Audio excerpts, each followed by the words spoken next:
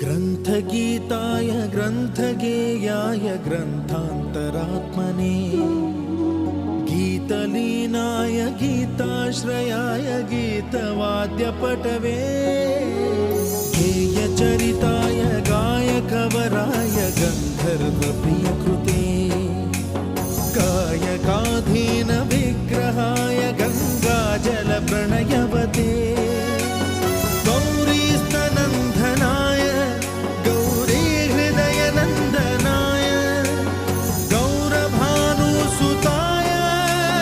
गौरीगणेश्वराय